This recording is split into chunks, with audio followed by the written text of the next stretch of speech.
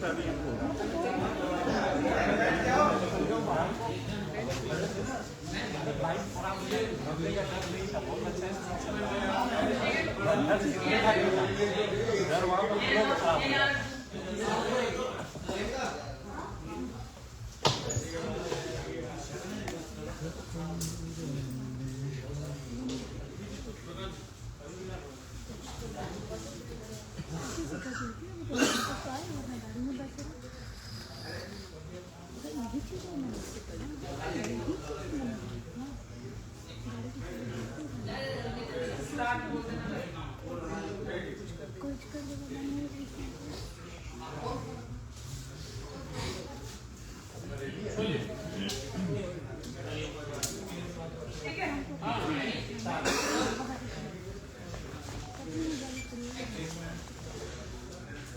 पहले तो आप सबका बहुत बहुत शुक्रिया।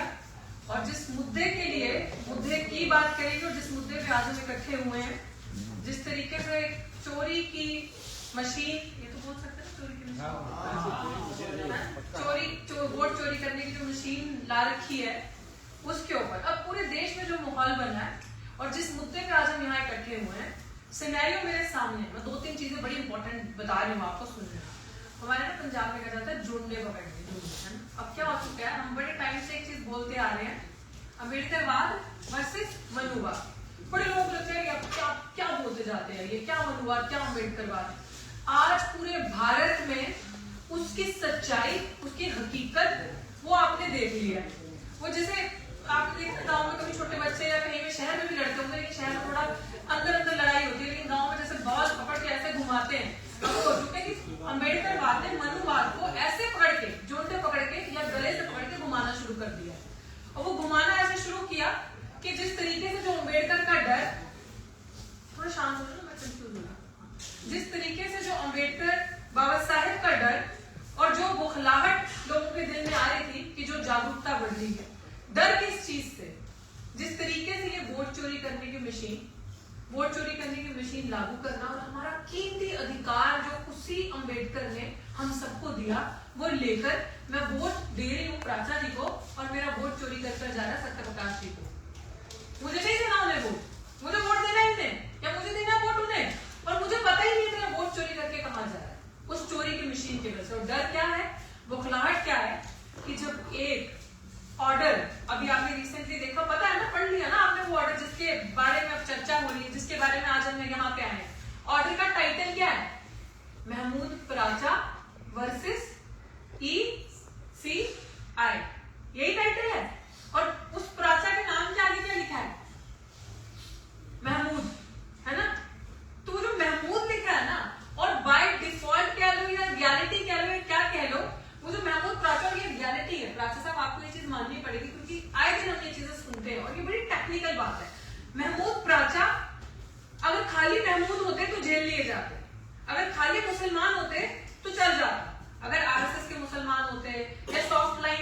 हिंदुत्व कांग्रेस की फील्ड पे पिच पे खेल रहे होते तो चल जाता। लेकिन वो महमूद प्राचा जो गलती से अम्बेडकर की विचारधारा पर चलता है, जो अम्बेडकर के संविधान को प्राथमिकता देके आगे रखता है और अम्बेडकराई लाइन में चलता है, वो महमूद प्राचा बर्दाश्त नहीं होता। और वो किनसे बर्दाश्त नहीं होता, मैं आपको पूछते। अभी आपने देखा कि इतना बड़ी चीज जो जीत पंजाब हरियाणा हाईकोर्ट से हमारे हाथ में लगी थी कि जिससे हमारे हाथ में तथ्य आएंगे, क्योंकि सड़क पे चिल्लाना, सड़क पे बोलना, सड़क पे लड़ाई लड़ना, फिर FIR झेलना वो एक बात, वो लड़ाई जरूरी है। वो लड़ाई 80% लड़ना बहुत जरूरी, लेकिन 20% मजबूती से लड़ाई जब हम कोर्ट में लड़ते हैं, जब एक learned council with his full team, जो आप यहाँ पे देख रहे हो, इंटेलेक्चुअल्स, और महमूद प्राचा जी को मैं एक स्ट्रेटेजिस्ट का भी खिताब देती हूँ कि इज अ वंडरफुल स्ट्रेटेजिस्ट। अभी भी जितने भी गेम है ना, वो गोल जो है हमारे कोर्ट में है। तो वो एक स्ट्रेटेजिस्ट जिस तरीके से चल रहा है, स्ट्रेटेजी बनाते हुए, और इस तरीके से उन्होंने जो पिटीशन डाली, जिस तरीके से सर ने आपको बताया कि 40 पिटीशन उनकी रद्द हो चुकी थी लोगों की। एंड डोंट माइंड मी, मैं ये चीज कहने जा रही हूँ कि वो कहीं ना कहीं RSS ही ऐसी पिटीशन दिलवाती है जो पिटे, जो रद्द हो, जिनके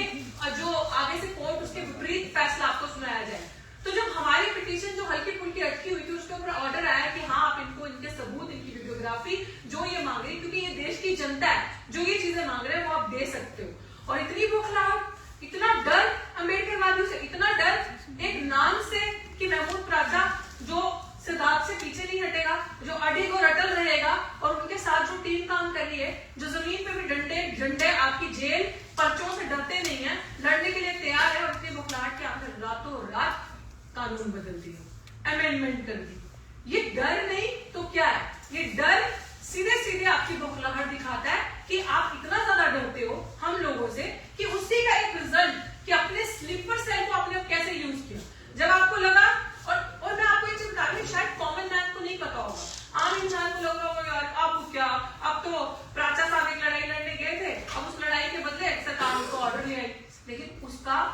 दूसरा तरीका भी क्या था, हमारे खेमे में और क्या क्या चीजें थी, आगे क्या करना था, वो सब तैयारी की है हमने और तैयारी रखी हुई है, क्योंकि हम प्रिपेयर होकर चलते हैं कि अगर गला यहाँ से पकड़ेंगे तो हमने उनका गला कैसे पकड़ना है। अब सिचुएशन ये है कि जिस तरीके से जो कांग्रेस के अंदर, कांग्रेस का नाम क्यों लेते हैं, विपक्ष की सबसे बड़ी पार्टी, अपने आप को विपक्ष का सबसे बड़ा नेता कहना, तो भाई जिम्मेदारी तो डबल होगी ना। अब वो जमाना गया कि हम सरकार से ही सवाल करेंगे, अब जो अपने आप को विपक्ष कहेगा उससे भी सवाल किए जाएंगे कि उस रास्ते पे चलो। उनकी पार्टी के अंदर जो स्लीपर सेल्स हैं,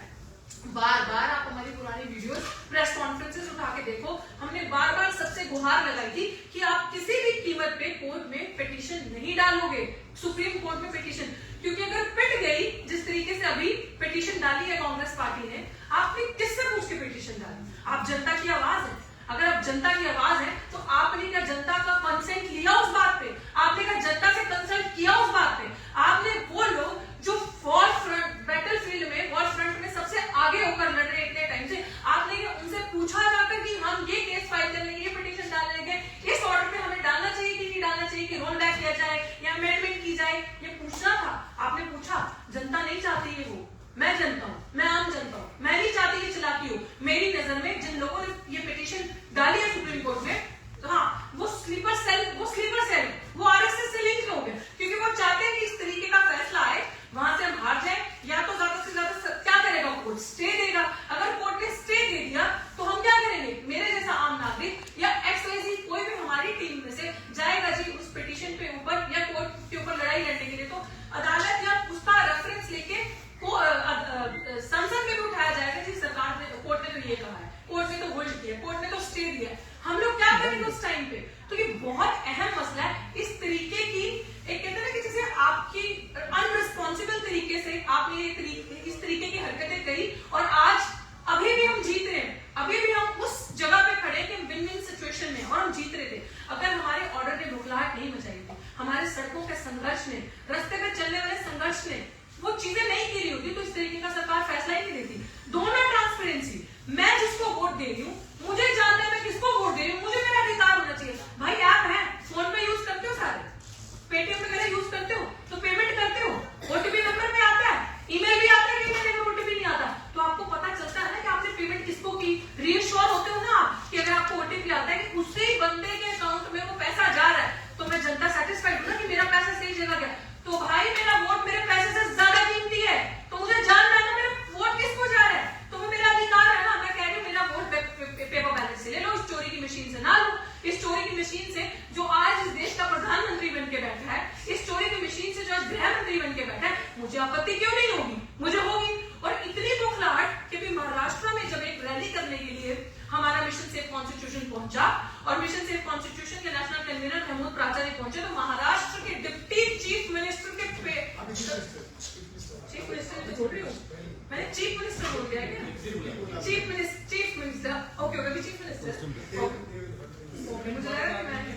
दैट्स ओके। तो चीफ वो भी हमें इंपॉर्टेंट क्यों है क्योंकि when he repeatedly took your name, तो अपने विधानसभा के सदन के अंदर वो चिल्ला के बोल रहा है अरे किस प्राचा को लिया है आप, महमूद प्राचा। बात यह है कि वो महमूद प्राचा नहीं, दिक्कत है कि महमूद प्राचा ये अम्बेडकराइट, ये अडिग रहने वाला, सर नहीं झुकाने वाला, ये जो फौज इनके साथ जो एक टीम है, जो ये सच्चे अम्बेडकरवादियों का एक कॉम्बिनेशन है, ये झुकने वाले नहीं, ये पर्चों से डरने वाले नहीं। तो भैया हमसे आओगे तो प्रिपेयर होके आना। तो इस चीज से एक बुखलाहट पूरे देश में मच गई और अपने पूरे लेफ्ट राइट के विंग्स को एक्टिव कर दिया कि किस तरीके से इनको रोका जाए। लेकिन मैं आप सबके सामने पूरा विश्वास दिलाती हूँ मिशन से कॉन्स्टिट्यूशन की पूरी टीम की तरफ से एग्जैक्टली और पंजाब की कन्वीनर होने के नाते, और आपकी बात में मैं एक बात कहती हूँ, आप बार बार ये बात बोलते हैं मुट्ठी भर साथी, तो हम मुट्ठी भर साथी नहीं है, क्योंकि मैं पंजाब से आती हूँ।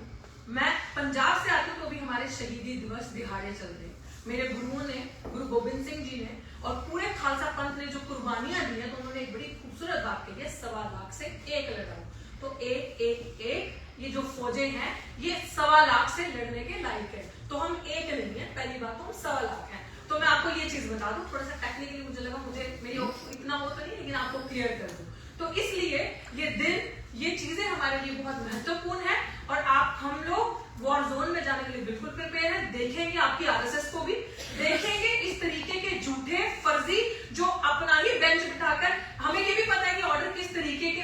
मैं तो जनता हूं, मेरे को तो पता ही क्या ही आएगा, क्योंकि जहां पूरा मनोवाद छाया हुआ है। इस समय वो नहीं चलता था जब आप देखते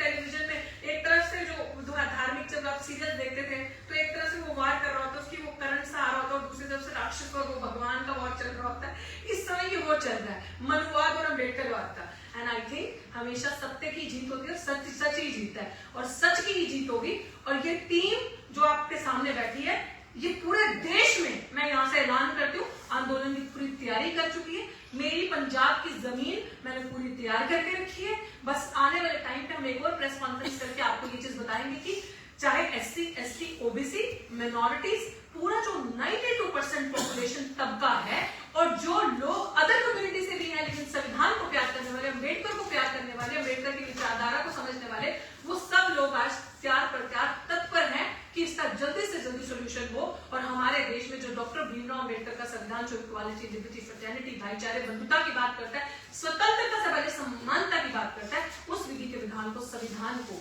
लागू करने के लिए वो लोग अपना खून पसीना बहाने के लिए तैयार हैं। और आज का दिन हम सबके लिए इतना महत्वपूर्ण दिन, 25 दिसंबर, जिस दिन बाबा साहेब के एक मिशन का सबसे बड़ा दिन, उस मनुस्मृति को, उस मनु के संविधान को जलाया था। और आज कुछ लोग, मुझे पता चला है कि उसका सेलिब्रेट कर रहे हैं जंतर मंतर पे। आप कीजिए सेलिब्रेट, इससे आपकी औकात, आपका असली चेहरा जनता के सामने आता है कि वो एक इस तरीके के ग्रंथ को जो सेलिब्रेट करें, जो आपकी माँ, बहन, बेटी को